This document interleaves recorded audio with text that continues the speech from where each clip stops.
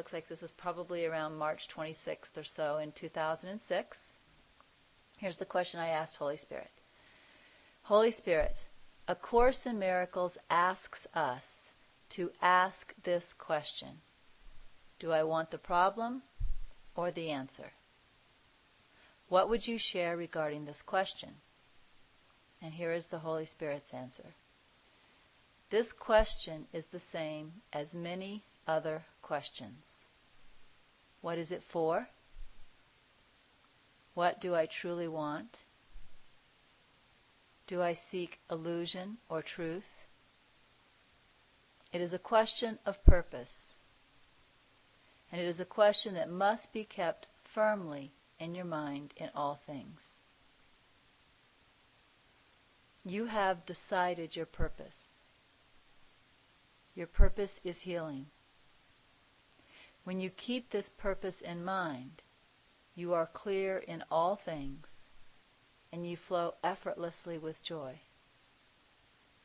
But when you forget to remember this purpose, you fall back into a purpose of habit, which is the purpose of self-will, which is a purpose that is separate from the will of God. When you choose a purpose that is separate from God, you are not separated from Him, but you choose to not be aware of your oneness with Him. When you are not aware of your oneness with Him, you believe in lack, and you must become afraid. If you do not stop and remember your purpose when you feel fear, you will delve deeper into your reliance on self-will, and your feelings of separation and fear will seem to spiral downward. Whenever you notice that you are beginning this downward spiral of illusion, stop and ask yourself, do I want the problem or the answer? This will remind you that the problem is not the answer, which will remind you to turn away from self-will and turn to the Holy Spirit. The Holy Spirit will always answer you in every circumstance. If you are willing to surrender self-will and accept His will as the only answer. And that's the entire message, and what I felt to do was read it without stopping, but I do feel to go back and start looking at it again, but I felt just to read the entire flow of the message. So I'm going to go back to the first paragraph now. Again, I asked Holy Spirit, A Course in Miracles asks us to ask this question. Do I want the problem or the answer? What would you share regarding this question? Here's the answer again, the first paragraph. This question is the same as many other questions. What is it for? What do I truly want? Do I seek illusion or truth? It is a question of purpose, and it is a question that must be kept firmly in your mind in all things. The thought that came to my mind as I read this paragraph is that this question, do I want to be the problem or the answer, as well as these other questions, are what I'm going to call compass questions. They're compass questions.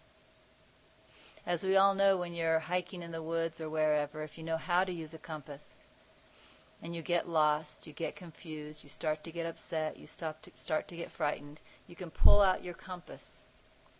You can find out where north is using the compass, and then you can know which direction you're heading, and if you have any idea which direction you need to go, you can start to find your way out of being lost using the compass.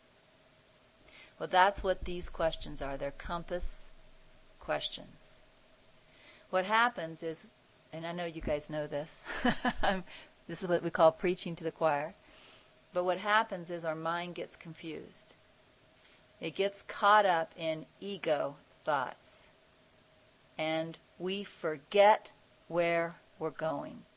So it's just like being lost in the woods. We forget where we're going.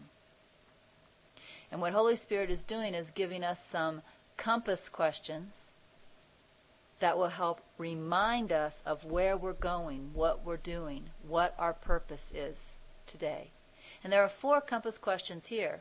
And the truth is, some may resonate better with some people than other questions. Some may resonate one day better with me, and another one may resonate one day better with me. So I may use all of the compass questions at different times. But what's really important about the compass questions is that I stop. I use the question to remind myself of where I'm going. It's like I find that due north. And then I know to start heading in the right direction again. I know to start letting go of the ego thoughts. I know to rest, accept, and trust if that's where I'm at and what I need to do. I know to ask Holy Spirit, what am I to do, what am I to say, if that's where I'm at. I know to return to my mantra if that's where I'm at.